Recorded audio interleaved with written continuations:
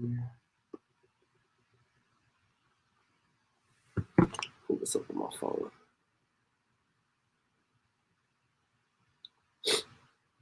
I'm gonna share this with everybody before we get started.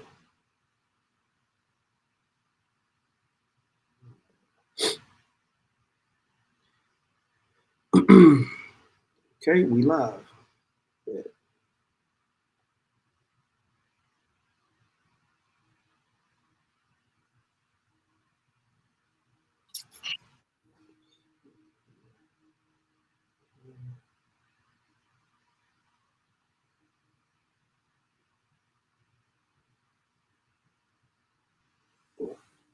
Cool.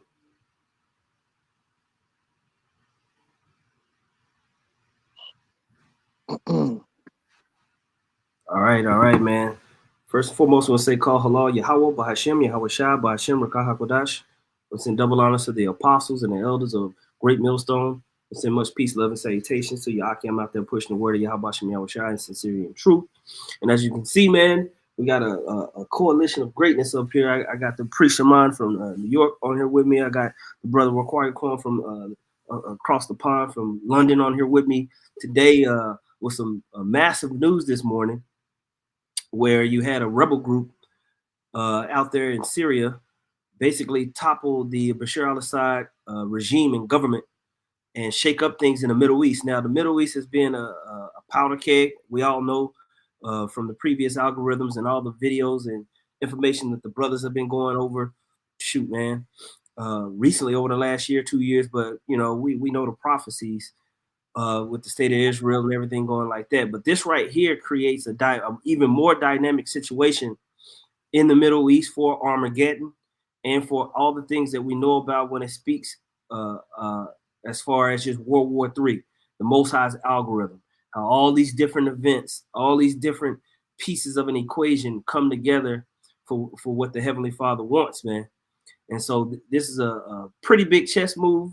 Recently, I don't like to just get up here and read random news clips. I'll just wait for significant news to pop off. And this right here has the potential to be something magnificent. Did y'all brothers have any opening statements or anything that y'all wanted to say? No. You got anything? No, we could jump straight in. Boom. So I'm gonna jump in with just the first scripture. I love to read this one. Revelation chapter 11 verse 14 says, "The second woe is past, and behold, the third woe cometh quickly." We understand this speaking about World War I and II, and coming into the final great war in the world, the War of Armageddon, World War III, and it's descended upon us quickly. And the basic, man, when you look at the news for this, I was talking about this before you jumped on, Shaman, is they started this assault maybe like a little bit over a week ago on Damascus. Yeah. Israel, immediately after they said they were going to do a ceasefire with Hezbollah, which is an Iranian-backed militia group, about 4 a.m. before the ink could even dry, they was already over in Syria, staging that move. And they pretty much got the green light to do that. When Russia, and we talked about this in the chat, Russia was being occupied with the situation in Ukraine. Now we know from a military standpoint that Ukraine, militarily can't compete with Russia. However, if you're backed by NATO, you're financed by the most powerful country in the world, the United States, it's not about ending it. It's more about sort of like destabilizing and keep the war going. So while their finances was locked up in Ukraine, and you had Iran locked up with the situation in Hezbollah, they've been trying to get Syria for the past 10 years. They was able to get it done in 11 days with their allies occupied. So that's Israel for you, man. The Mossad, they said their quote is through cunning we wage war. That's a perversion of the book of Proverbs, the 24th chapter, in the 6th verse. Yeah, for sure, man. And they was able to kind of swoop in and take basically this buffer zone, and Al-Assad got it ousted out of there in less than a week and a half. So it's interesting. It makes me think about like how the Joker or maybe the Riddler would deal with Batman. They know they can't deal with Batman straight up, So they do all of these different proxy things around Gotham to have Batman tied up. Meanwhile, they have their main thing that they're trying to accomplish going down. You know, Right. Because like we was going into, it's just the financing, bro. As much as Assad wishes to fight, he can't fund his army. You know, they just don't have the money. Wherein the different rebel groups out there that's being backed by Israel, United States, and Turkey, those guys could get funded by these larger nations. And it's just about it's a modern day way of how sieges are fought. Like in the ancient world, where sieges were very covert. You know, today is done in a very, I'm sorry, it was very overt in the ancient world. Today is very done covertly, these sieges. So they bled them out. Fascinating. I'm going to play a couple of clips here. If y'all have anything that y'all want to say or any extra scriptures that y'all want to bring out, just holler at me. And we'll just go from here, okay? Khan. Let's do it. I want to bring you some breaking news here on Sky News. In the last few moments, we have heard from the Russian state media TASS reporting that President Bashar al-Assad and his family members have arrived in Moscow, and Russia is providing them with asylum. That's according to a source in the Kremlin. It had been the case that Russia had told us that Assad had left Syria, that he had left in an aircraft from Syria, but we didn't know what his destination was, and indeed we didn't know where his family was. There had been speculation that maybe his wife and children had left Syria a few days ago. Russia just saying that all the family were out of the country. Well, now, in the last few moments, as I say, Russian state media is reporting that Bashar al-Assad and indeed his family have arrived in Moscow, in the Russian capital, and Russia is providing them with asylum. At one stage, it was thought perhaps they had fled to the other Syrian ally, Iran. Maybe they were getting asylum in Tehran. Yeah, because early on there was in news, I know one of the brothers that said something that he actually had got assassinated, but he's actually, you know, in Moscow, you know, sipping that vodka, like the brother said.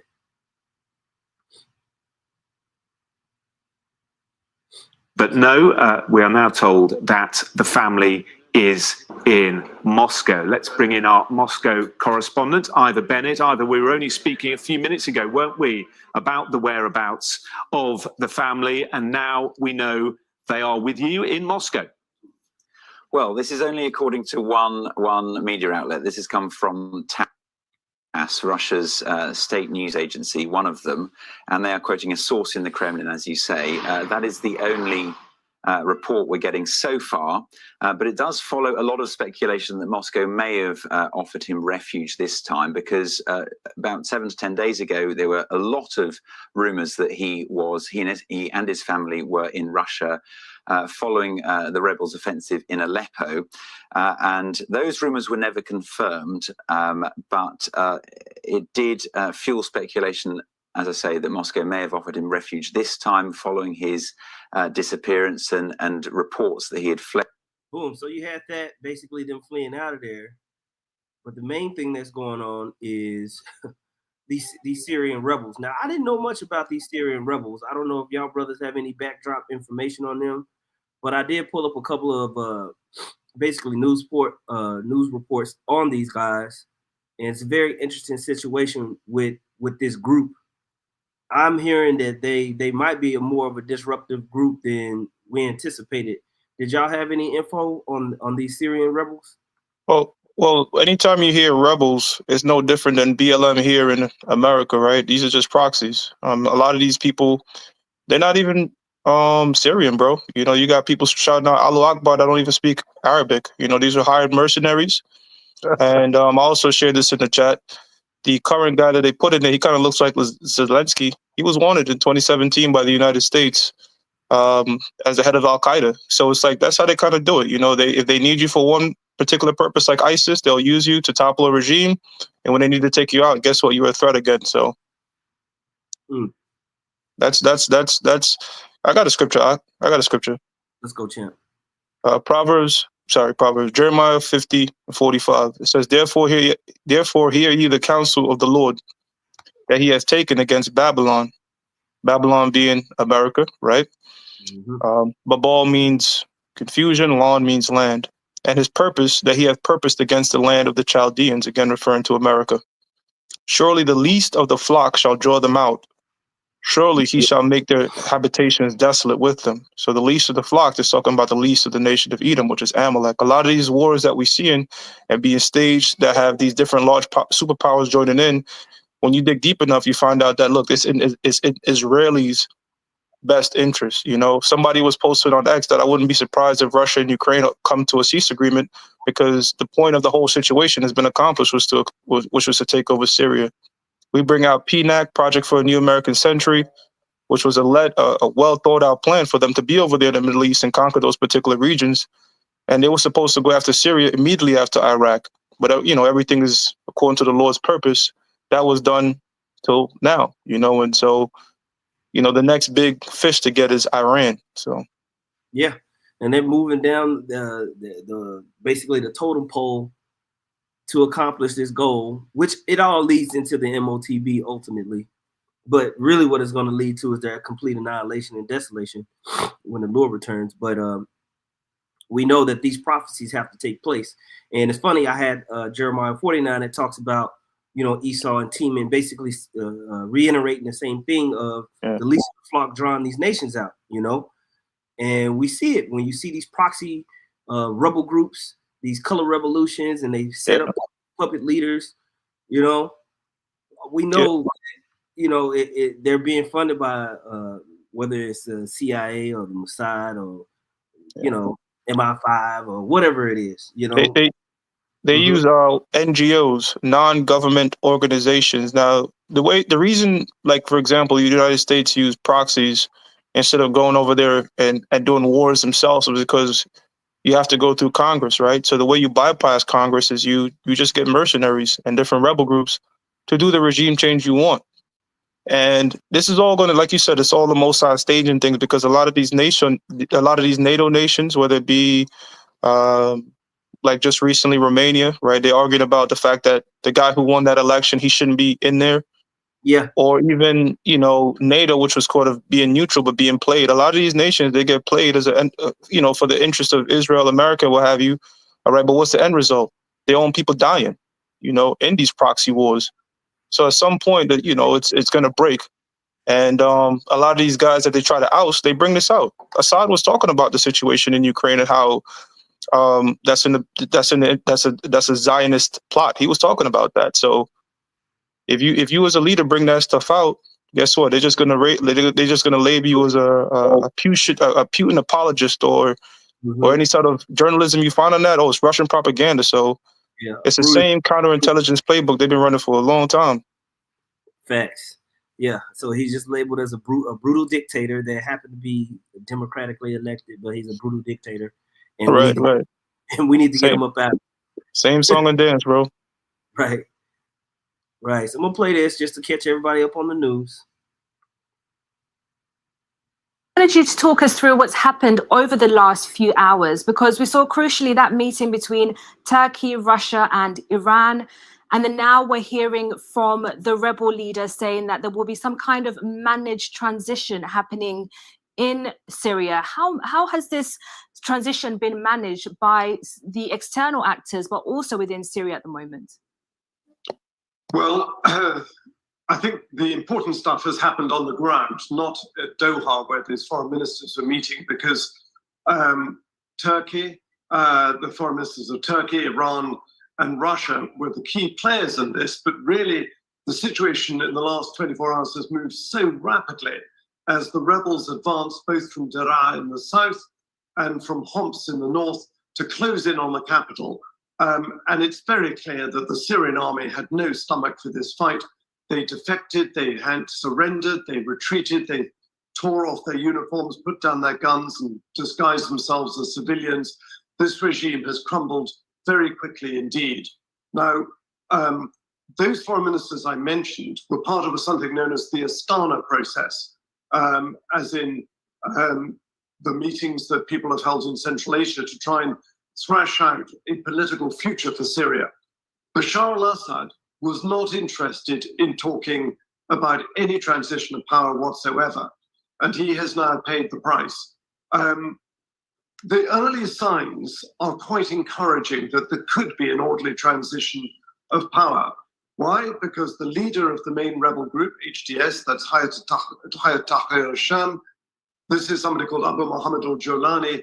He has said, we are going to respect minorities. There's not going to be a great big bloodletting of vengeance and so on. But he is only one person at the head of a very large, sprawling coalition of rebel groups. And there are some pretty hardcore jihadists in amongst them. Let's not forget that HTS is still a prescribed terrorist organization, prescribed by the UN and by many governments. It's going to have to prove itself in the coming days, weeks, and months that it is absolutely true to its word and has left its terrorist roots behind. Because people will be thinking about what happened in Afghanistan when the Taliban seized the capital, Kabul, and the whole country, and the international community disappeared.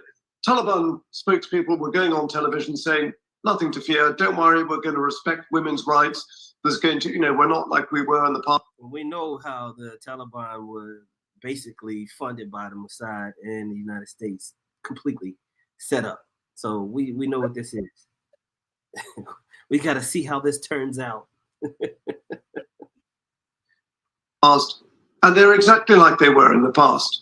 It's been an absolute basket case for human rights and women's rights. So there are any number of ways in which Syria could now go down a very dark path. It could go the way of Libya, with rival factions, armed groups, descending into sort of tribal and religious friction. But so far, it's looking quite promising. And the West is largely staying out of it. It's going to be for Syria's own people to sort this one out, with the backing, hopefully, of the United Nations, and hopefully without too much meddling from outside countries. And Frank, what do we know about I can say something real quick to handle what is really a tense and fluid security situation across Syria? You got it out. Yeah, that's complete bullshit about the U.S. is staying out of it. I saw that Trump, he put that on his Truth Social. That we'll also put on the X that we should have no involvement in Syria, but we know covertly that the United States is involved in Syria. All these major wars, the United States has a finger in it, bro. That's all I want to, because I heard that narrative too, that we should just stay out. We should only worry about America, but that's not what's happening. Yeah, same thing that happened. 1 second. Libya. Same thing that I'll be here. I'll be able to hear you, brother. Just give me 1 second. Do your thing, bro. Yeah, you guys could go. I'm gonna be right back. Okay. Yeah, it was just the same thing that happened in Libya, where we find out that the United States was completely behind all the madness that was happening in Libya. Okay, it wasn't that the United States was coming and helping or doing anything like that. They was the ones setting things up and causing it to be all jacked up. So here, once again, a revolution, basically by a proxy army, is set up in Syria, and it's going to cause complete chaos in the region. Complete chaos in this region. Actually, I'm gonna play this, and then we'll read one more scripture, real quick. We'll play this. Emerged as the man leading the charge of fighters in Syria. And I pull up these clips. I don't play the full thing, but y'all brothers, just make sure y'all can see the title. Y'all can see where I got it from. If you want to go listen to the whole thing and get more information, you can, okay? Because they get more in depth and everything like that. Chew the meat and spit out the bones. But little is known about Abu Muhammad al-Jolani, who's no stranger to armed opposition. The leader of Hayat Tahrir al-Sham became prominent in 2016 when he announced the rebranding of his armed group, Jabhat al-Nusra, and its split from al-Qaeda. His goal, to create what he said was an anti-regime front in Syria. Born in Damascus in 1982, Ahmad al-Ashra Jolani took a pseudonym, one he says references family history history of expulsion from the now occupied Golan Heights after the creation of Israel. In 2003, after the US invasion of Iraq, Jolani left Syria, joining Al-Qaeda in Iraq, which led to his subsequent arrest. And in 2011, he returned to Syria as the founder of... You see, these guys get arrested, but then they magically get out. And then when they get out, they have all these fucking resources. They have all this information. They clearly be set up for something. You know what I'm saying? No, absolutely, absolutely. There's like he gets arrested, the terrorist, and then he just gets out and there's a mega army behind him. And, well, it depends on when they want to label you a terrorist or not. Because remember, in '87, Saddam Hussein had the keys to Detroit. So if you're acting in our interests, you're an ally. The moment you're not acting in the interests of Israel, you're a terrorist. And they could do it, bro. Like it's really who controls the narrative. The way you control the narrative is by controlling the media. That's how come I did that lesson saying Elon Musk acquiring X or Twitter was a black swan event, because back when we used to do this, you had vanguards in terms of what you call conspiracy theories, whether it be Alex Jones, David Icke, or what have you. These guys are pretty much the vanguard. But now with X, even TikTok, everybody's become their own journalists, and now people could formulate their own opinion. So it's a lot harder for them to push their narrative. But they still have counterintelligence on these different social media platforms, and their tactic is very simple: bombard those platforms with information. That way people can't discern like what's what and what's not, Right. And now with deep fakes and AI, they can basically create media in milliseconds constantly. And that's why we fake always accounts, all that. Mm-hmm. You have to be careful what you consume. And over the last couple of elections, you've seen that this alt-right media has been co-opted. And it's the same thing as basically watching mainstream media on TV. They all have the controlled narratives that's being pushed. That's why they all went from saying they were against the two-party systems. The Republicans and Democrats is nothing different. It's all about the deep state. And now they're all behind Trump, and he's the savior. All of a sudden, you got Alex Jones all on Trump's nutsack. And so it's just like, wait a minute, what happened? So yeah, it doesn't matter. So if you have a so-called politician that's, let's say, does something in America's interest, it wouldn't matter, because they will always put Israel interest first. If you look at Trump's lobby, his cabinet, all his picks, even though they so-called pro-nationalist American people, as you would call them, they all put Israel first. Even there was a big hype around Kash Patel taking over the FBI as director. Guess what? He was on the news saying we should put Israel first. So even if we were talking about this, even if this guy comes in and he makes gas cheaper or whatever he does, taxes lower, they're still going to put Israel first, bro, because Israel has got the whole United States compromised with whether it be honey trapping with Mossad. And if we can't honey trap you, we'll just use AIPAC to bribe you. So it's always going to be Israel first, bro. None of these presidents, none of these sitting presidents, if you try to come up against the state of Israel, you're going to be another JFK, pretty much. Yep. Facts.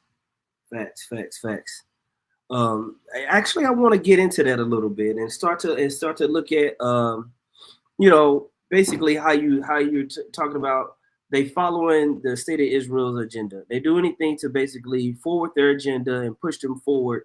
I want to talk about that a little bit more and how this situation in Syria basically opens up the window or opens up the door for the state of Israel to continue what they've been doing over the course of the last year with the attack that happened from Hamas up until now.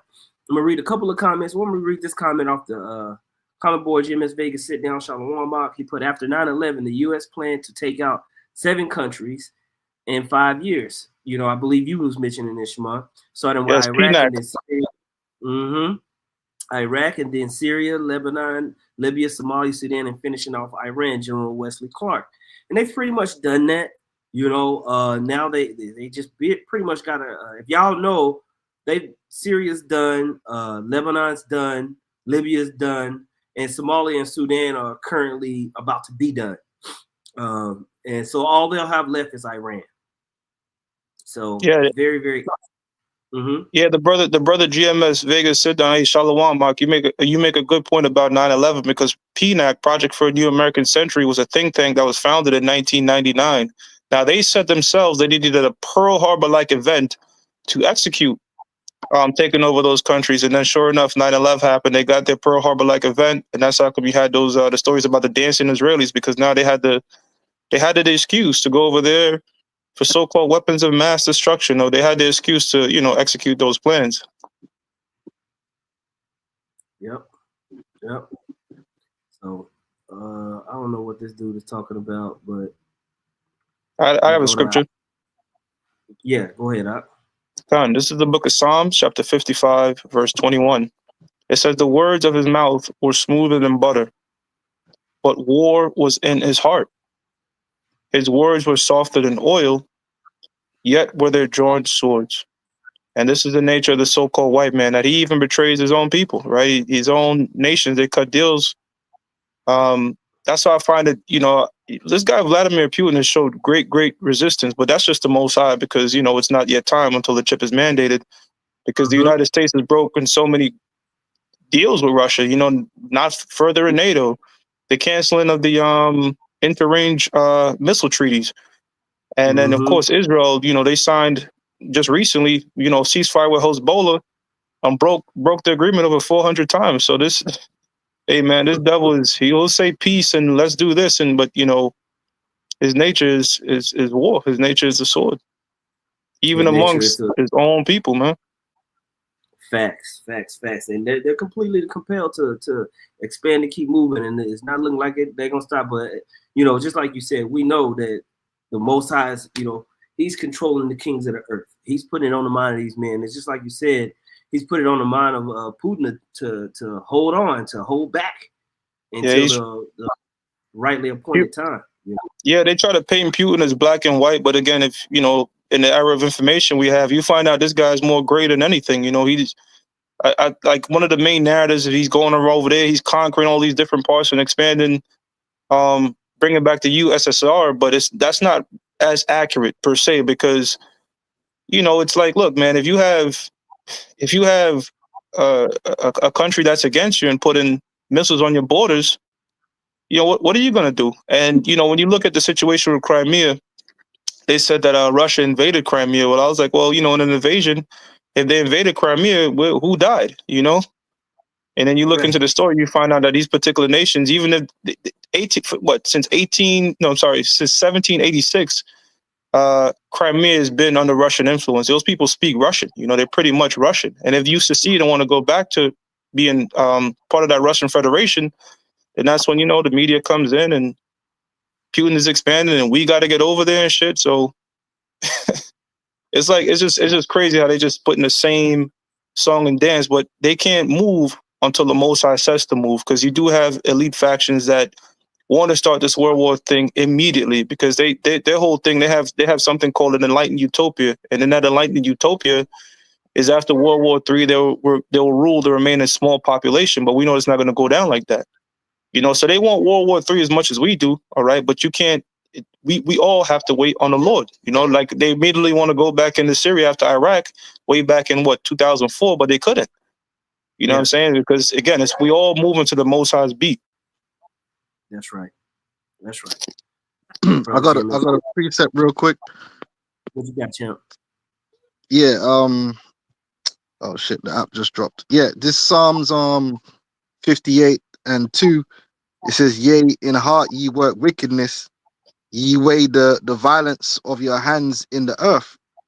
Right. Because like the brother was going into, man, anytime you see these conflicts happening throughout the earth, you can be 100% sure that some form of Esau's intelligence services is involved. And that's a part of the world which is kept quiet. That people know about it from the movies, but the movies kind of distort the truth about what Esau actually does. So you might watch James Bond, so you think that MI6 is running around the world trying to save mankind from those cartoon villains, you know, that want to blow everything up or some stupid. When in reality, no, their job is to gather intelligence, create agents so they can manipulate populations and create situations which benefit the elites, whether that be wars or coups or riots, different political, like in the NGOs, different political distractions. A lot of times, you know, MI6, CIA, Mossad, you know, the French intelligence, all these different Edomite intelligence services are involved, you know, with these proxies. All right. God. Right. I got something to back you up. Mm-hmm. I got something Go to ahead, back bro. this brother real quickly. This is 2 Corinthians 2:11. It says, lest Satan should get an advantage of us, for we are not ignorant of his devices. Beautiful. Beautiful. That's for you, Raquam. Yeah, Khan, exactly that. You know, the word devices there means plans. And so you just, it's very easy in this world to take everything at face value, you know, and that's where you get fooled. But, you know, through the spirit, once you're able to understand how the world really works and what's happening behind the scenes, then you kind of see it. You see, okay, yeah, well, yeah, Esau's manipulations. You start seeing through all the different proxies and all, you know, things of that nature. And in that way, you can't be manipulated. Like the general public is easily manipulated. Like we was talking about politics. Like I was saying in the last live stream, there is no political party. There's no deep state. There's just a state. The minute you start thinking about deep state, you've already lost the whole plot. The whole thing is one thing and has one goal. And once you see it like that, then you don't get played by the different characters they perform. This person is against that person and this person. No, they're all the state, and they have an overall agenda that they're trying to push. So yeah, we're on a different level because we should be.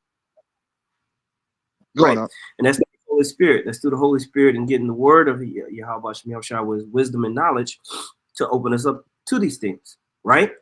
All right. So I just want to get a couple of things from the comment board and then we'll get back to it.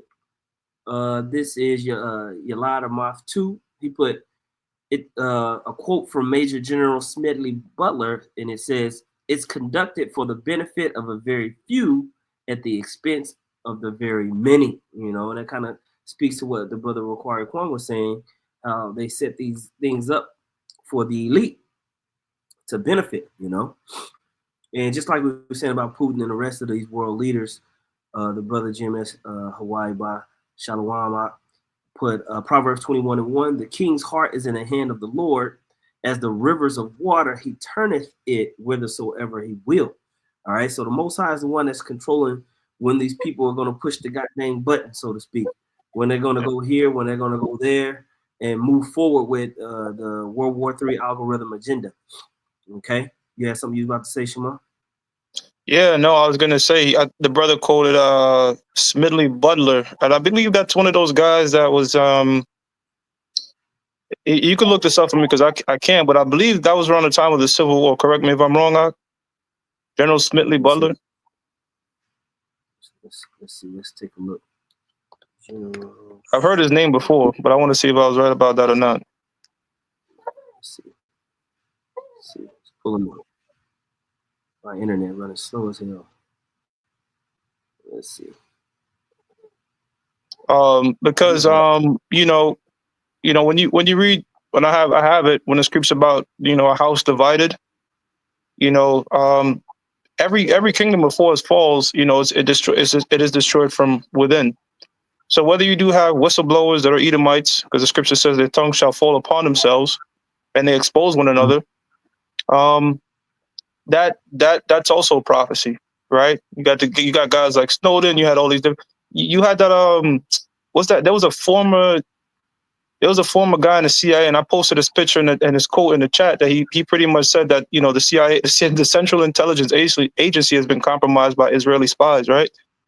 And that's really how you control things, right? You don't you don't say let's take over the CIA by telling everybody our plans. You don't do it that way. You know what you do is you compromise 10 people that could control 1,000. You know, and it's kind of similar to the Manhattan Project, right? You had over 100,000 people working on the bomb, but only like 4 or 5 people know it's being made.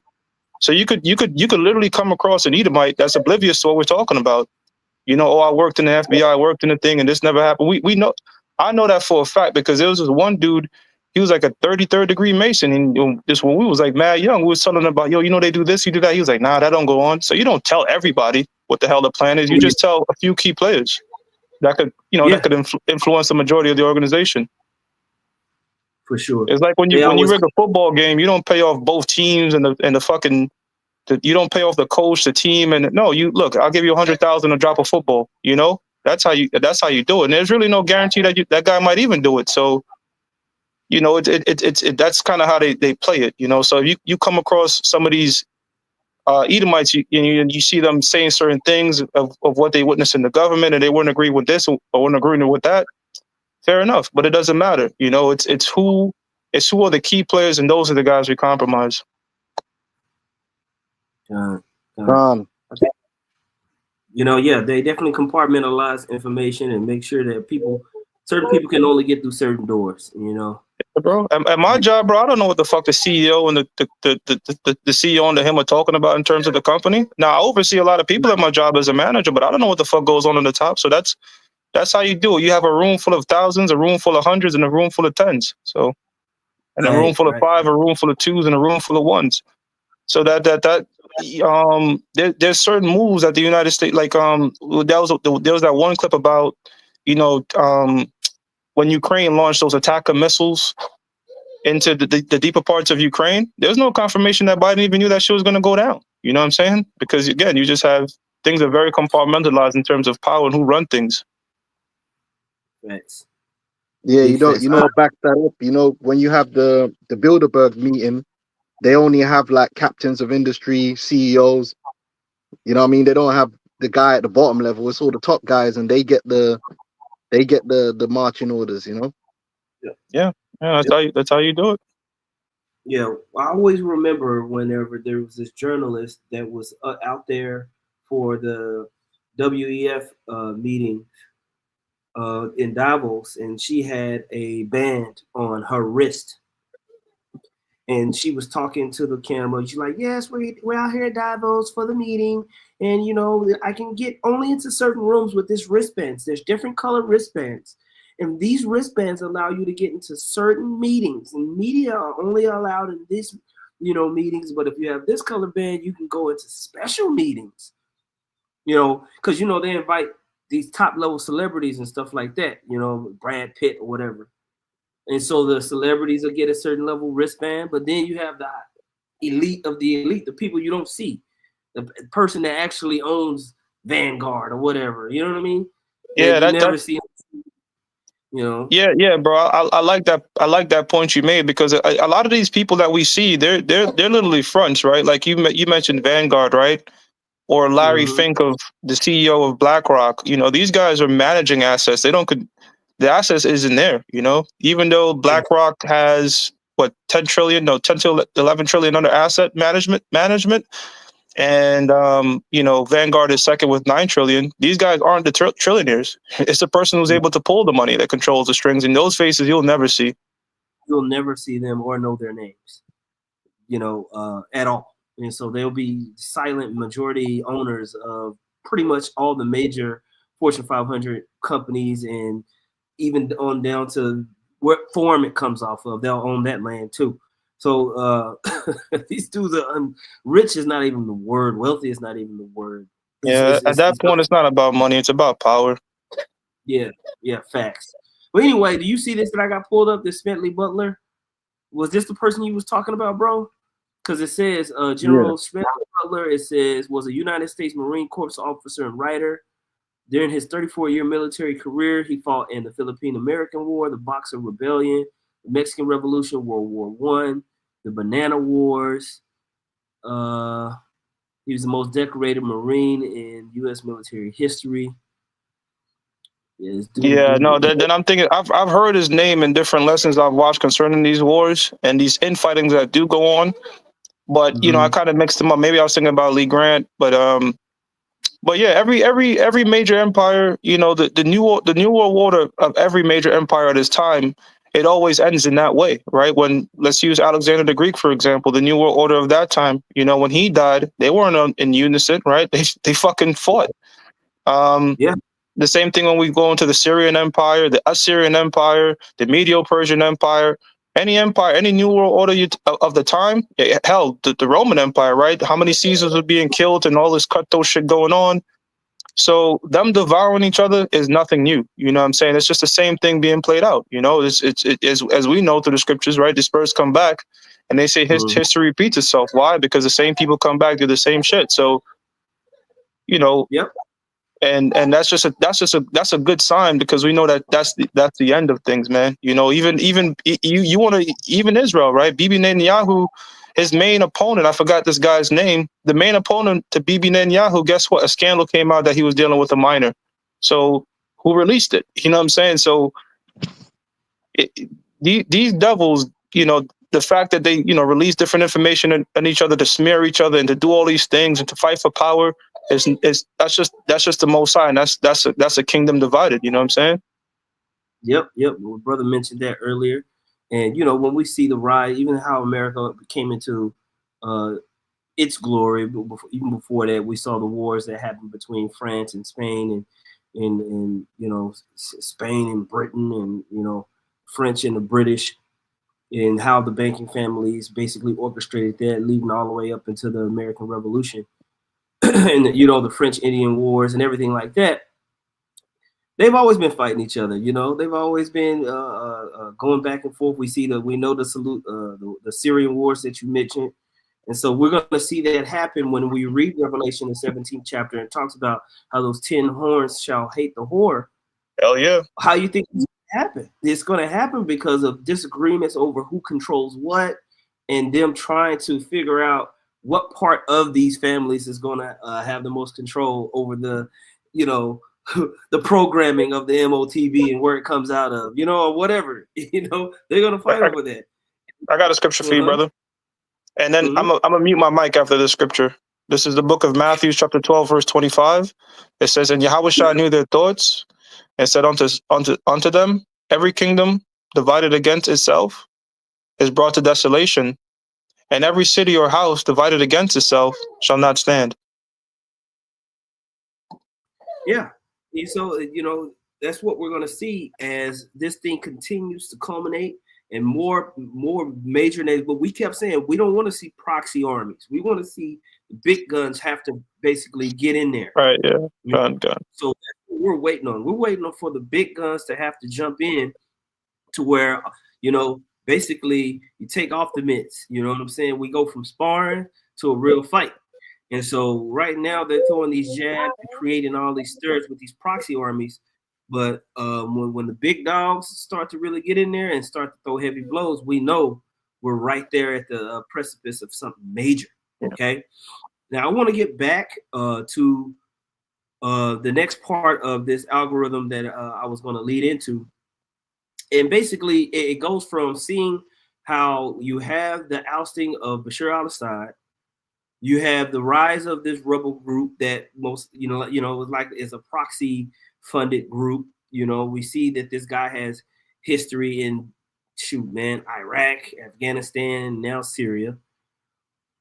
But what is it all leading into? We know that the state of Israel tends to have its hands in all different types of pots, and they have immediately jumped on this thing within hours of it and occupied a section of Syria that we've been talking about for years, this Greater Israel Project. We talked about previously on in the algorithms these pipeline deals and how they blew up a part of the pipelines that was coming out of the Baltic Sea from Russia, how they've been trying to control the waters within the Mediterranean regions, and how they had conflicts with Turkey and Greece and who was going to basically profit from pipelines going through there, and how they wanted to get the Golden Height regions and really occupy those regions so they could set up different natural gas pipelines and stuff like that for, you know, this next term. And how we know Trump is 1,000% supportive of the state of Israel and those deals. Okay. So I want to play a little bit of information leading into that and show how this fits into the World War III algorithm. Okay. Did you have anything required for him that you want to say before I play this? No, we could go straight into it. Okay. Let's do it. From Greece, as hundreds of people gathered out there in the square to celebrate the Syrian government falling to rebels, ending the 50-year Assad regime. Syrian state television airing a video statement earlier this morning by a group of men saying that President Assad had been overthrown and all prisoners had been set free. I also wanted to share this with you. This is a new social media post by Fox News' Trey Ying saying now Israel is striking Syria, likely targeting weapons and systems left behind by the Assad regime. So we did want to share that very latest with you as we continue to follow all of the developments. Earlier today, the Israel Defense Forces issuing another social media post saying, in accordance with the situational assessment following the recent events in Syria, including the entry of armed personnel into the buffer zone, the IDF has deployed forces in the buffer zone and in several other places necessary for its defense to ensure the safety of the communities of the Golan Heights and the citizens of Israel. We emphasize that the IDF is not interfering with the internal events in Syria. The IDF will continue to operate as long as necessary in order to preserve the buffer zone and defend Israel and its civilians. So you're going to hear a lot about this buffer zone in the news. Now, this is that buffer zone region is that region that was basically here in the Golan Heights region. Now, when you understand some of the things that they wanted to do, we've been talking about this, how they really always wanted to run right through that buffer zone area. And they needed to expand the control over this particular region here, leading and justify getting up in there, which is why you had them basically go over here, take out the Palestinians and Hamas. You had them go into the southern part of Lebanon, but they've completely decimated Hezbollah by taking out their leadership, actually ingeniously. Really, that buffer zone, that region is more in this area, not kind of where this blue line is more kind of over here. But they want to expand it. They want to expand it. And that's why we read that scripture in Isaiah, the 17th chapter, that talks about Damascus being a ruinous heap.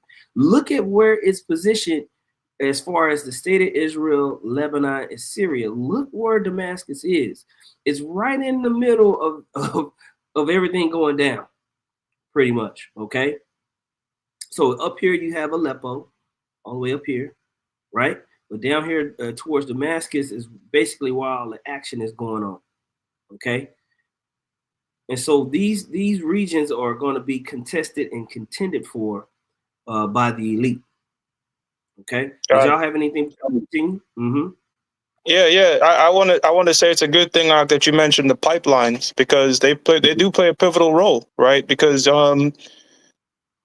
you have certain nations that have easier access to natural gas than others. You know, so China is one of these nations that is willing to pay a higher price, for liquid natural gas, because they don't easily have it. And the whole thing was to create a pipeline through Afghanistan. That's how come the United States was in Afghanistan, all right?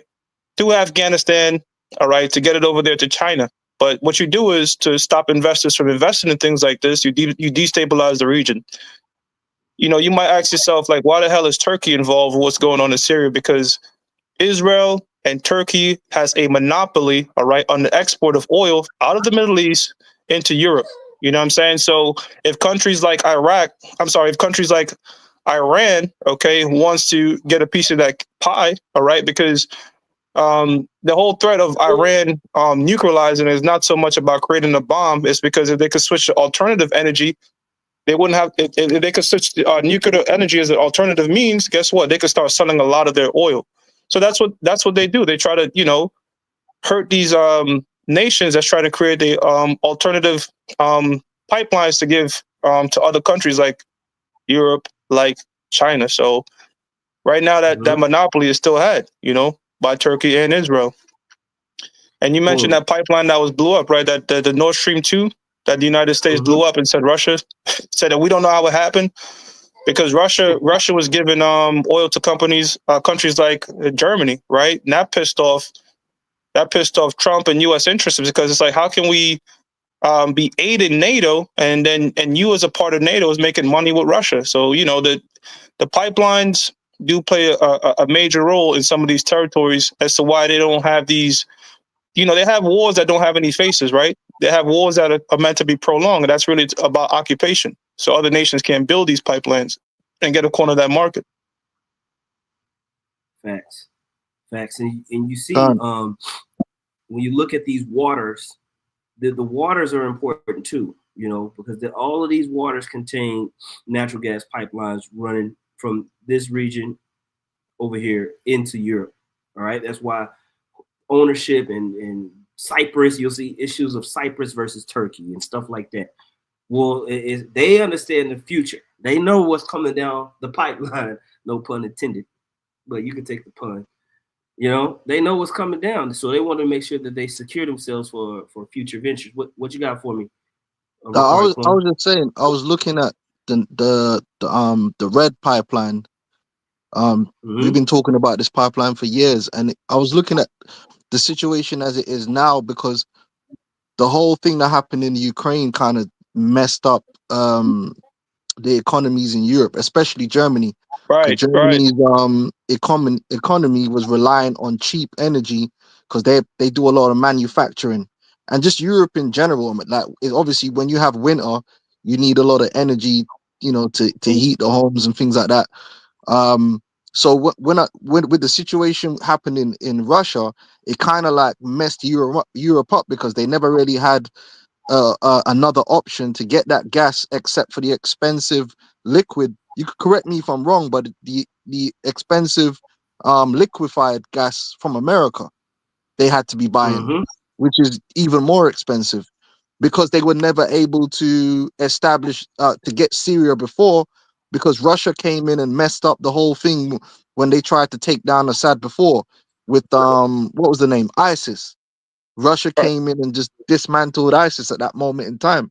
So that's what caused all of this stress. Now it's interesting that now they potentially have Syria back. We don't know, how it's going to play out, but potentially if they have Syria and they could run that pipeline again, they can, like, if the Americans can now have something else to bribe off Europe. It's like, yeah, okay, we fixed it so you can get your gas. But instead of getting it from Russia, you can now get it from Israel and Qatar and them through Syria. But then also, if you look, Turkey's involved. Now, Turkey's a wild card in Europe too. Turkey's in a situation where they're like the gingerhead child or the family. It's like they're European, but they're not really European. You know what I mean? It's like they're European. They've been playing both sides. Yeah, because they're not really, they're accepted, but they're not accepted. Like in Europe, like generally Europeans don't see Turkish people as European. But then on the other side of things, they're not really accepted by anyone else. They're like in the middle of everything. So they've got a situation now where they can become even more pivotal to Europe itself, and they can leverage that to gain more position. Hey, Ak, you hit it right on the money because, the sanctions that were put on Russia, it didn't have the same effect. And it ended up actually hurting a lot of these NATO nations than anything because, those sanctions, they put, 16,000 sanctions on Russia. But Vladimir Putin had built Russia a decent war chest to survive those sanctions. And it didn't play out like how they wanted to. You end up hurting a lot more of these NATO nations, European, EU nations that relied on gas coming out of, like you mentioned, cheap gas coming out of Russia. Can't. So it's very interesting, this pipeline that has Turkey involved. It's gonna have Israel involved. It's gonna have it's if they could get that pipeline up and running, it's gonna have ramifications, man, going forward, even to do with Turkey. That's But we'll right. see. I got a scripture on Turkey. Let's go, champ. I believe so. It's in the book of Ezekiel 38, because right now they're playing both sides. They do things like, we want S-300, but we also want F-16s, right? So, but we know, and I'm gonna bring out the scripture, that Turkey will ultimately lean to that of Russia. And they've been showing those signs by having the meetings with the BRICS nations lately, and kind of stressing how they've been feeling about NATO. Like, y'all ain't fucking with us. And Turkey has one of the top militaries in the world, by the way. Yeah. NATO is really made up of only really two militaries. That's the United States and Turkey. Everybody else, they can't really compete. If Russia wanted to fucking march in Poland right now, what can they do? You could say, okay, well, Article 4 and Article 5, will draw other nations in. But when you really look into Article 4 and Article 5 of NATO, it's a right to enter. It's not guaranteed, So it's really Turkey and the United States are the major player in terms of the army of NATO. These weaker nations, the only benefit of joining NATO is they don't have to fund their military, because you're backed by two major powers, right? I got Ezekiel 38. Ezekiel 38:1 says, "And the word of the Lord came unto me, saying, Son of man, set thy face against Gog, the land of Magog, the chief prince of Meshach and Tubal, and prophesy against it." So we're going right now into Russia, right? And I believe Tubal is Turkey. It says, "And say, thus saith the Lord Yahweh, behold, I am against thee, O Gog, the chief prince of Meshach and Tubal, and I will turn thee back and put hooks into thy jaws," right? So reverting them back to that whole Soviet way, which is, we're seeing that even as NATO was expanding, guess what? Russia's also taking back certain territories. It says, "And I will bring thee forth and all thine army, horses and horsemen, all of them clothed with all sorts of armor, even a great company with bucklers and shields, all of them handling swords," right? And this is like what Elder Ariala was talking about, taking the mitts off, taking the gloves off, no more proxies, right? This is going to escalate into that World War III, and it only makes sense that these nations are going to turn on America. Why? Because America is the most powerful military. 67% of the world's army is made up by the United States military. Like, for example, if Earth was to go to war with Mars, 67% of that army would be the United States. It's a very powerful military. So these nations are going to have to, come together and fight against even nations that are currently now part of NATO and the EU that are so-called American allies will turn their back on America. They have to. You were just mentioning that, and I was just thinking, because I was just having a look at the what's going to happen with these Russian military bases, and it's saying that the Russians are actually in contact with these rebel forces now to try and work out a deal, and it's not out of the realm of well, how should I say it? It's not impossible that even though this rebel group may be a proxy of America, it's not also out of in the imagination that they could come to a deal with Russia and double cross America. Wow. Yep. And the scripture says that when they shall cease to deal treacherously, they shall deal treacherously with thee. Because at the end of the day, one thing we do know is America and their allies have had a history, like you mentioned earlier in the video, of betraying their own allies and their own proxies. So if you're a proxy, you're probably thinking, well, if I'm in a position now where I can negotiate with Russia or China, it's not out of the realm of imagination that they could say they could make a deal with them too. So we got to see how this plays out. Well, they are mercenaries. They are a hired gun. So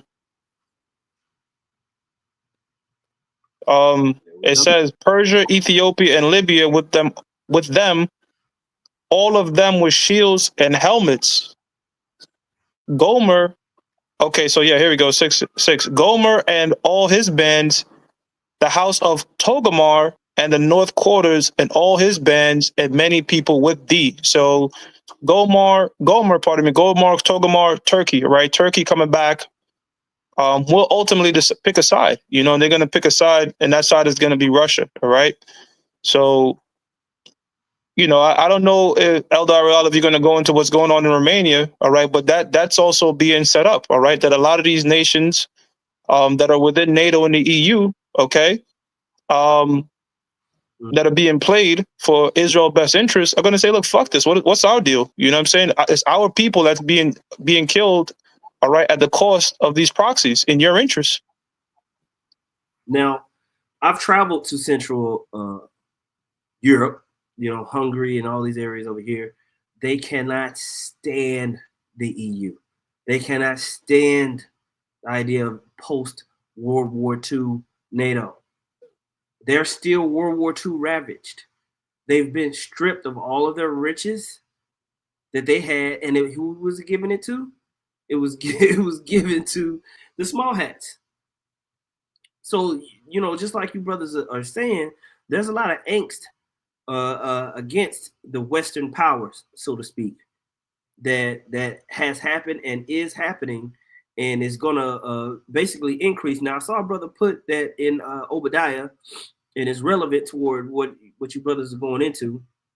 And I wasn't going to go into the issue in Romania just because I knew it was going to stretch out this algorithm, but it's a relevant point, because when you read Obadiah 1, and so let's see what the scriptures the brother posted. He put Obadiah 1 and 2. Behold, I have made thee small among the heathen, thou art greatly despised. The pride of thine heart hath deceived thee. Though thou dwellest in the cleft of the rocks, whose habitation is high, that saith in his heart, who shall bring me down to the ground?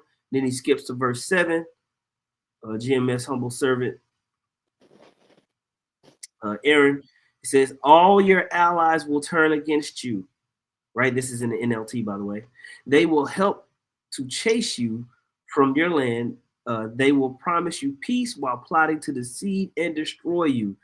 Your trusted friends will set traps for you, and you won't even know about it. That's what we're seeing establish itself, even as you read this Ezekiel 38 prophecy, where you have these nations that are kind of teetering on both sides.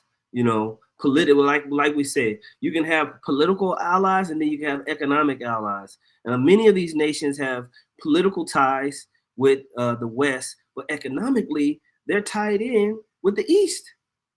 And so at the end of the day, I'm going to side with the sandwich. We can theorize about the sandwich all you want, but most men are going to side with the sandwich at the end of the day. They're going to eat. And that's what we're going to see happen in World War III. Which side do I feel like is going to give me the biggest piece of the sandwich that I can get? Okay. Do you have some more, Shaman, that you want to speak as far as the Romanian? We have time for it if you want to go into it. But I want to if not, yeah, go ahead, bro. I could make it very brief. I could make it super brief. So, and it just came out. It's still fresh. So I don't even remember the guy's name by heart. But he's he got voted, and he was running as an independent in the Romanian party. And the whole red flag, apparently, according to the West, is that how did this guy get all his votes? Well, again, this is still fresh, so this might update. But what I'm hearing is that the two-party system they got over there has pretty much been fucking the Romanian people, acting in the interest of NATO, acting in the interest of EU.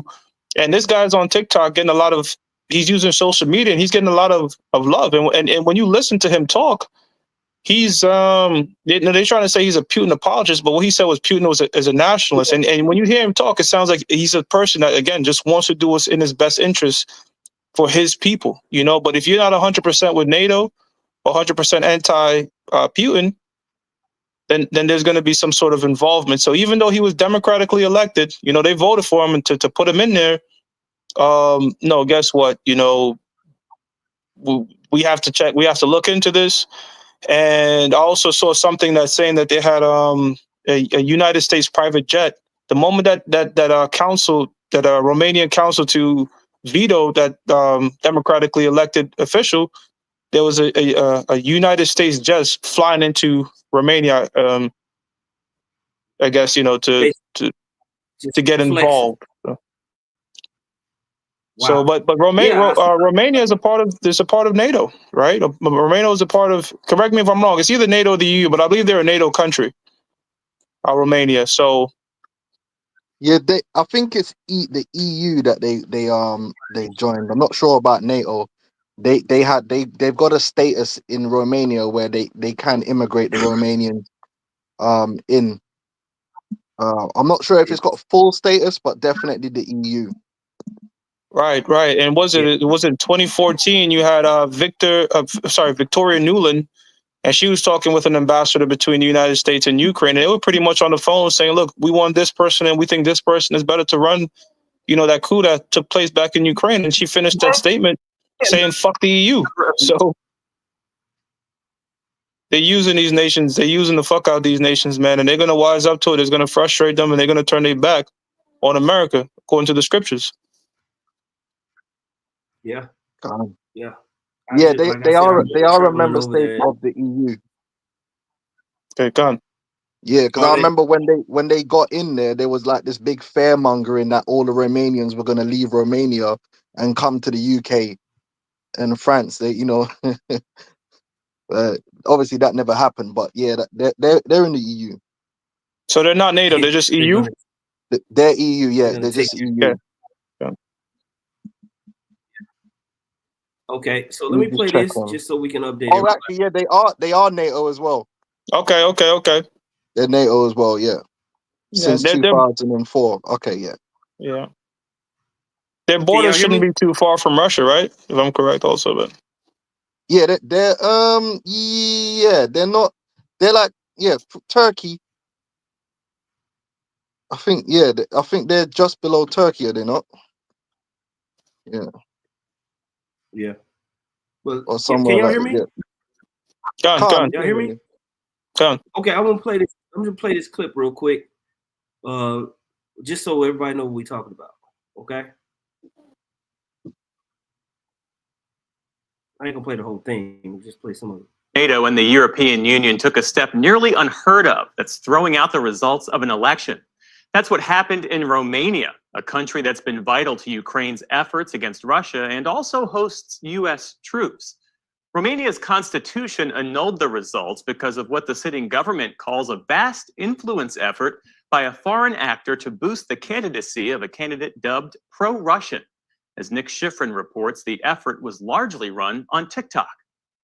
In 2024, when a Romanian strongman wants to prove his manhood, he goes on TikTok. And Kalin Georgescu's opponents say if this... Now, they talking all this noise, but that's all that Trump was doing. Trump was all over social media, man. That's funny, man. It's crazy. Campaign looks like the Kremlin's playbook. It's because he admires Russian President Vladimir Putin. Putin is a leader. He loves his country. Scorns NATO and Ukraine. Ukraine is an invented state. And dabbles in conspiracy theories. Did man reach the moon? I don't think so. He was also largely unknown, one of 14 candidates running in Romania's presidential election. On November the 5th, Georgescu polled under 1%. 3 weeks later, he won the first round with 23%.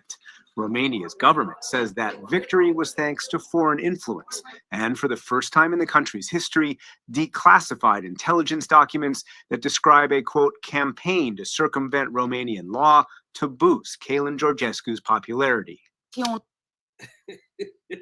So basically, they stole the man's election, bro. Yeah. He did what he needed to do to gain popularity. He got the votes, and they were like, nah, player.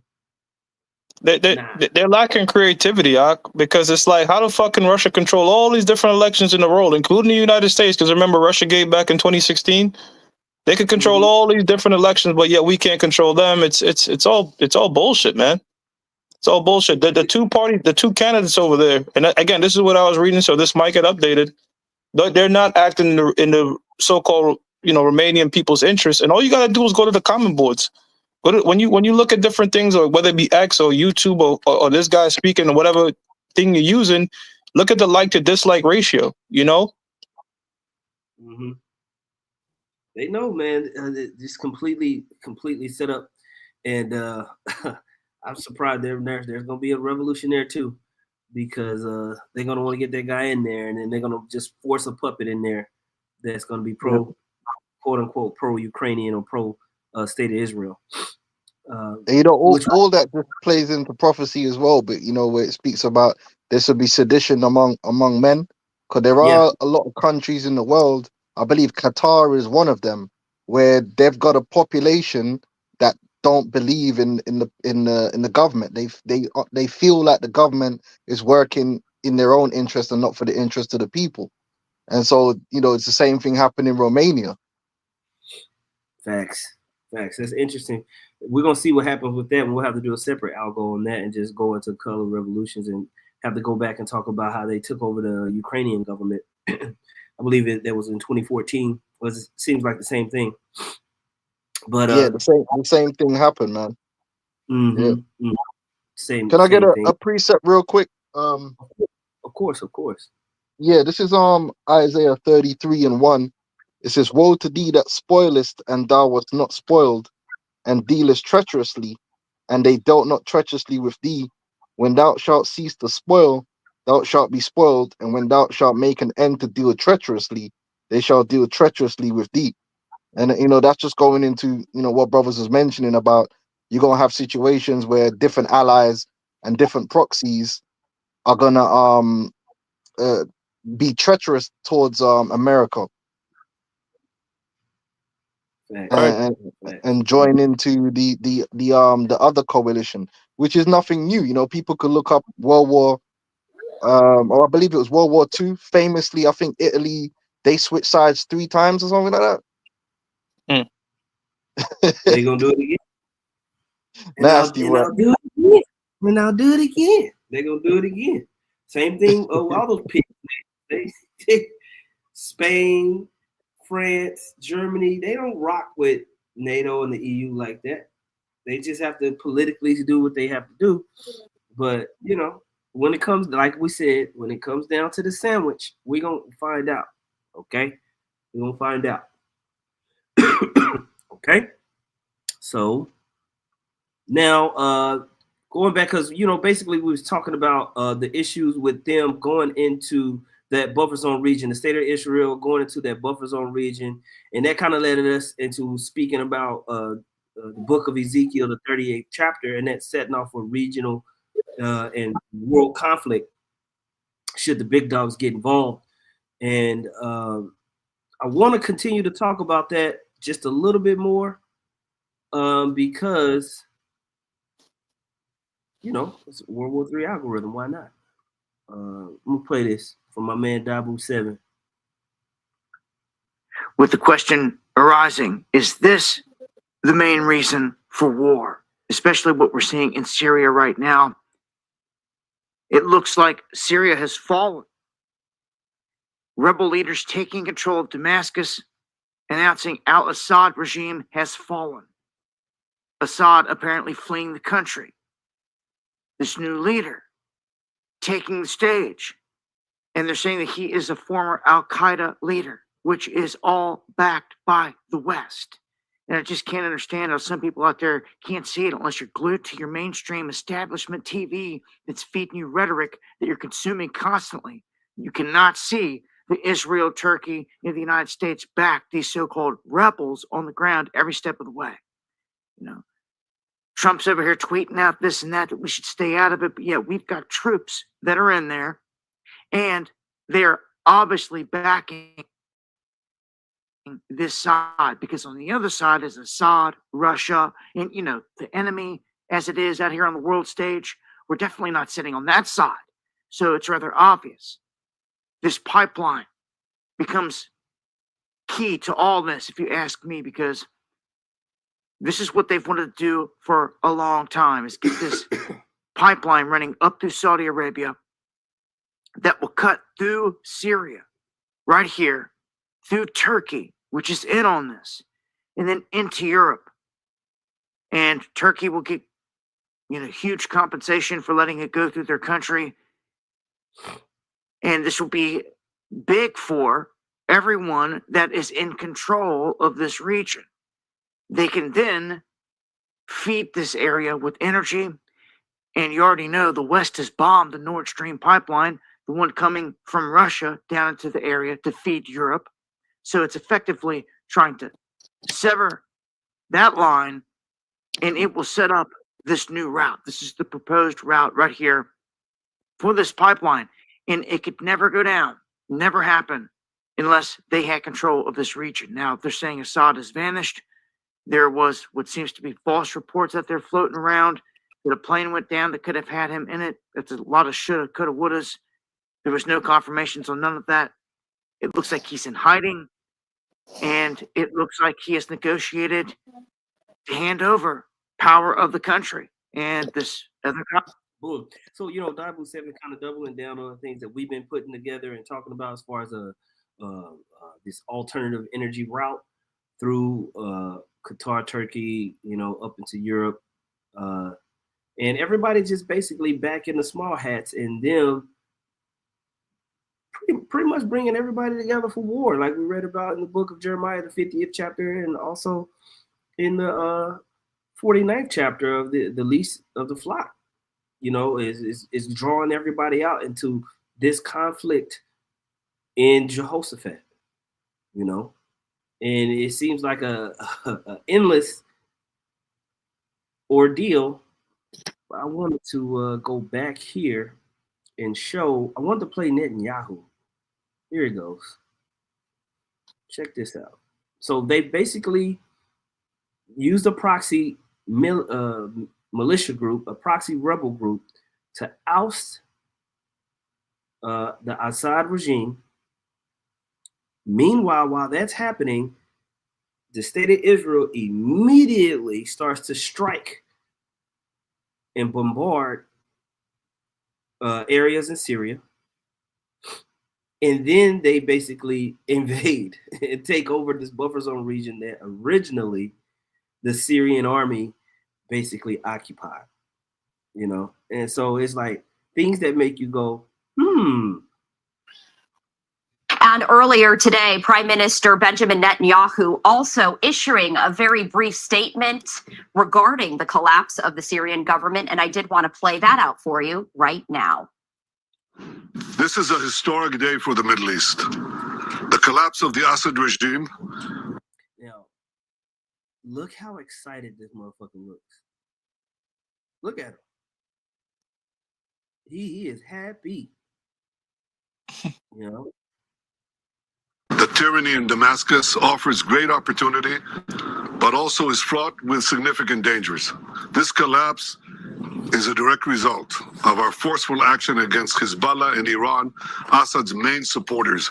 It set off a chain reaction of all those who want to free themselves from this tyranny and its suppression.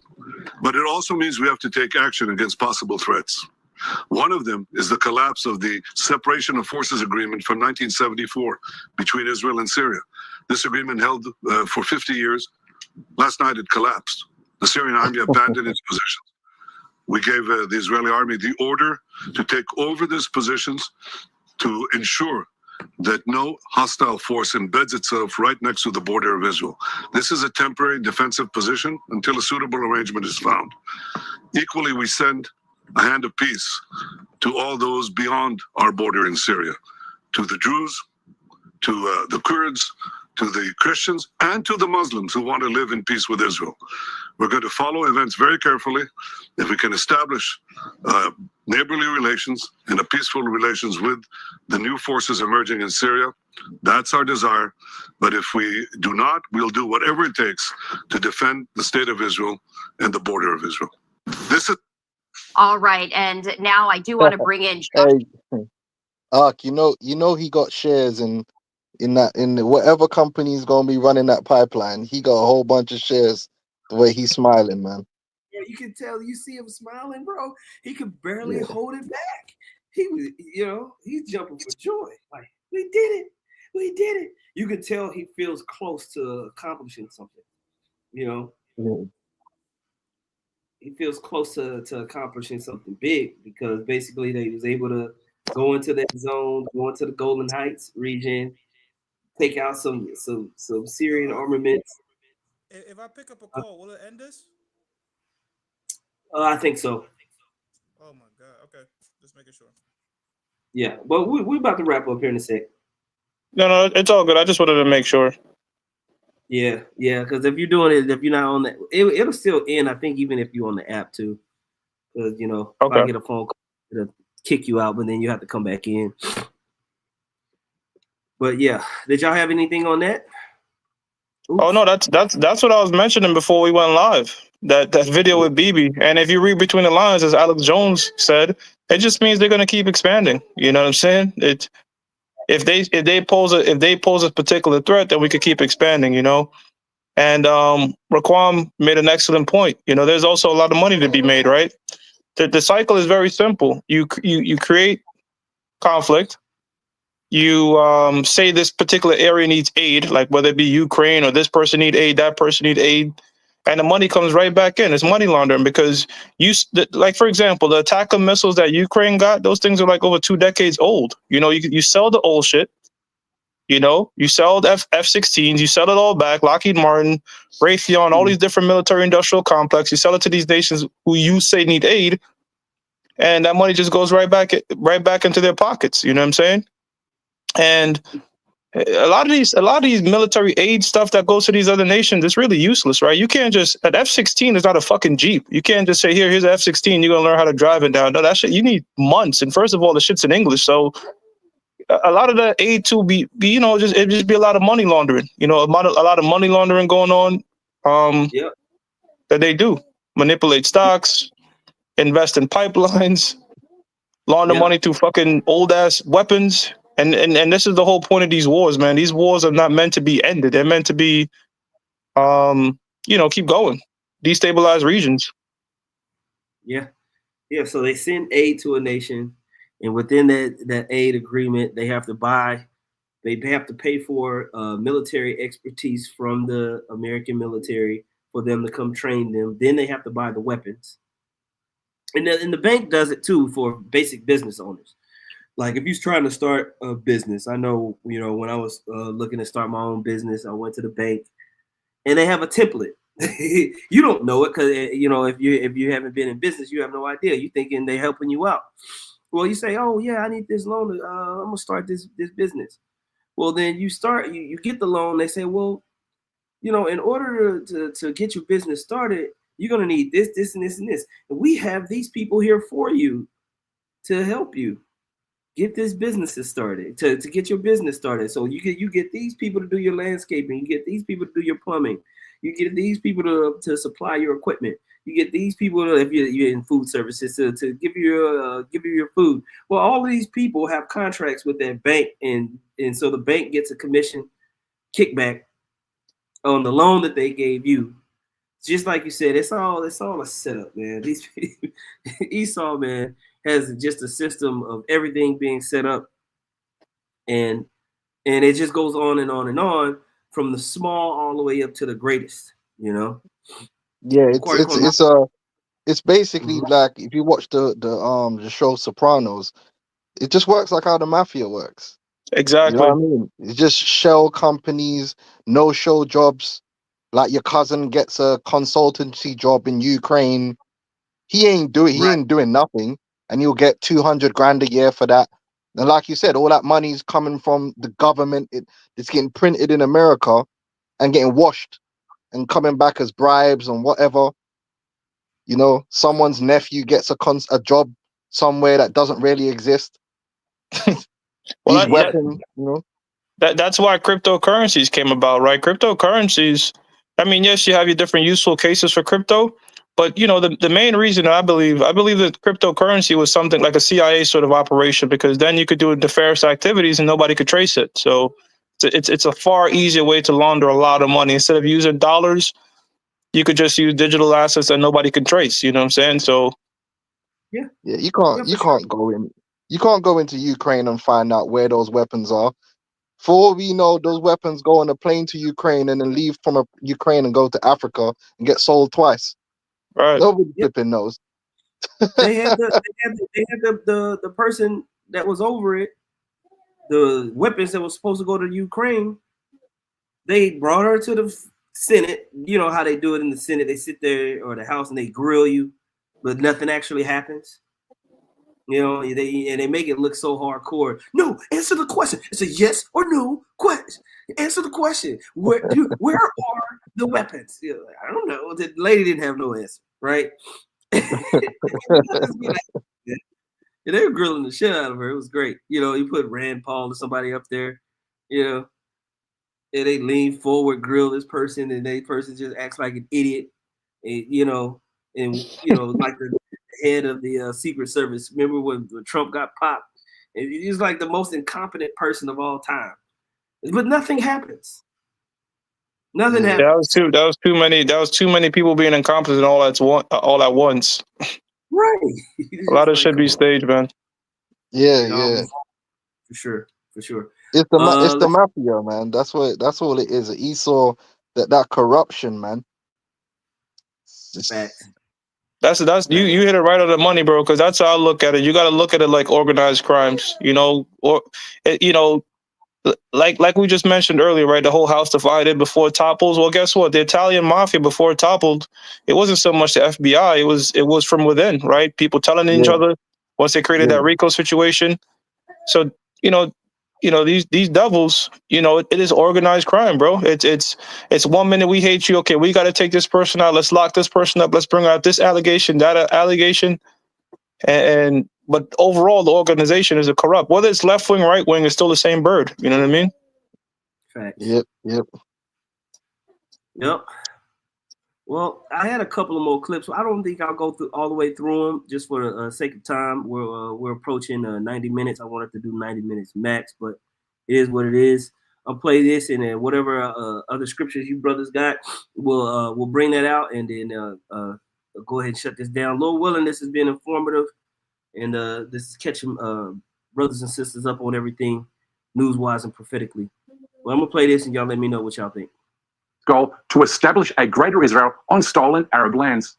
This is the manifestation of Jewish supremacy, or the misguided belief that Jewish religious texts justify. Now, these guys get to do these shows, and they never have their pages hit. They'd be talking mad noise about the small hats.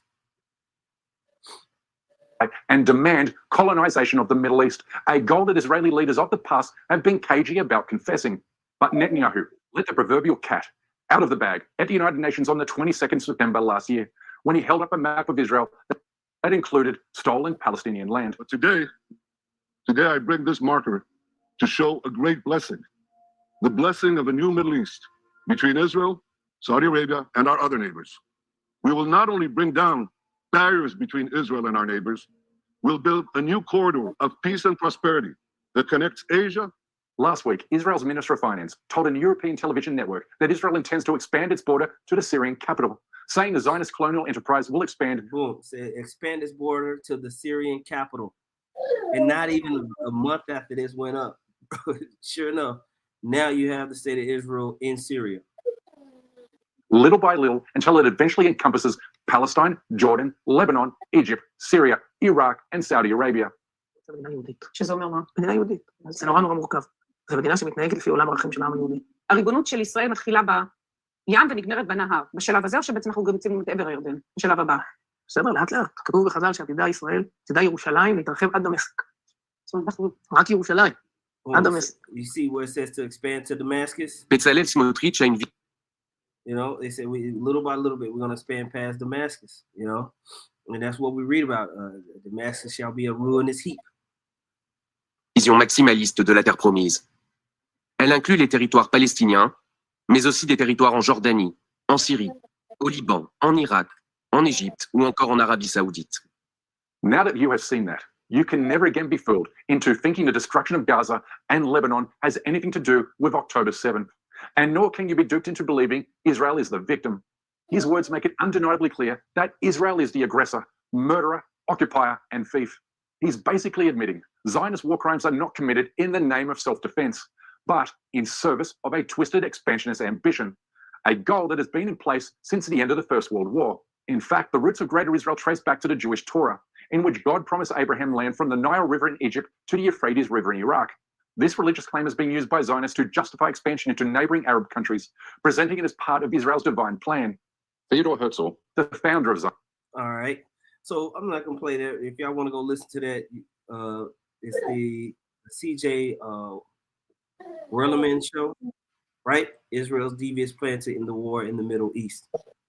So I feel like, you know, that kind of just speaks to what we've been saying this whole time, of how they want to just expand and get up in there. I'm gonna read this, and if y'all have any other points, y'all can definitely bring them out. This is Revelation chapter 16, verse 12. It says, "And the sixth angel poured out his vial upon the great river Euphrates, and the water thereof was dried up, that the way of the kings of the east might be prepared." And, you know, basically that's what we're seeing, is the way of the kings of the east being prepared. So as they go into these regions, war is basically just getting ready to completely break out in this area. Let me see where it's at. Yeah, war is getting ready to break out all along this region between all these juxtaposition nations, and it's going to suck in the major allies for ultimate combat and fire. Did y'all have any other points, Akian? I could read this one scripture I was holding, and I think that's it for me. Revelation 17 and 16. It says, "And the 10 horns which thou sawest upon the beast, these shall hate the whore, and shall make her desolate and naked, and shall eat her flesh, and burn her with fire." So as we're going into all these entangling alliances, this specific scripture is going into the fact that NATO and the EU, allied nations, will also, you know, hate America. So a lot of these conflicts that we're seeing, you know, the small hats keeps popping back up as a culprit, you know, and again, that's going to turn a lot of eyes on these small hats. And again, information is far more accessible. So it's very hard to pull off a lot of these things without people looking into shit, you know. The video you played, the guy mentioned Saudi Arabia, right? And you could look into this. A brother in Holland, he did this lesson many years ago when I was looking into this. The Saudi royal family, the House of Saud, those are crypto Jews. All right, you could look into that. All right, what the so-called Jew does, because before it was Saudi Arabia, it was just Arabia. What the so-called Jew does, they go into a particular region, all right, adopt their customs and change names, and information like that is going to keep getting pushed out. That, wait a minute, a lot of these nations, I wouldn't be surprised, because we already know Zelensky's a so-called Zionist Jew, but I wouldn't be surprised even that new guy, the head of that Al Qaeda front that took over Syria, he could be a so-called Jew, you know, and it's only a matter of time before more spotlight is being shined on these crypto so-called Jew Amalek, all right, as the root cause of a lot of these problems that's going to escalate, okay, into this World War III. Good stuff. Good stuff. You got anything for us, Macari Kwon? Can you hear me up? Yeah, I got you, bro. Yeah. Hey, that just reminds me of Haman. He was a crypto Jew. Right. But Khan, yeah, no, I haven't got anything else to add, man. You know, brothers kind of said it all. Well, we're gonna see how this all culminates and how it escalates. You know, we all know, you know, where the scriptures tell us that it's gonna go, but the particular small details of how every action and reaction happens, we have to just kind of let it play out. Like the scripture says, there shall be wars and rumors of wars, but the end is not yet come. So we're gonna see. Keep our ear to the ground, so to speak, and you know, if more significant information comes out, we'll definitely do a live and talk about it, man. Having a brother Shaman, I think a star is born for the World War III algorithms here. Hey man, hey brother, it's all the spirit of the Lord, bro. A lot of brothers are bringing out a great information, man. So I want to say it's me, and you know what I'm saying. No, man, but we appreciate you jumping on, man. I know probably had a lot of stuff. Appreciate you, brothers, man. I appreciate you, brothers. I'm so glad to be a part of it, bro, because I've seen you brothers been going in, man. You brothers bring out a lot of information, and like I said, man, that's just the spirit, man. The Most High has turned brothers into journalists and made it accessible for us to discern information ourselves and bring it back out to the rest of the body. So that's a beautiful thing. Yeah, man. For that, man, for sure, man. But appreciate y'all. And Lord, like I said, man, we're gonna end this off and close it here. We're gonna say once again, call halal Yahweh B'Shem Yahweh Shai B'Shem Kodash. Double honors once again to the apostles, bishops, and elders of Great Millstone. Much peace, love, and salutations to all you brothers and sisters out there pushing the glory of Yahweh Shem Yahweh Shai in sincerity and truth, man. Shalom. Shalom. Shalom, Malcolm. Shalom.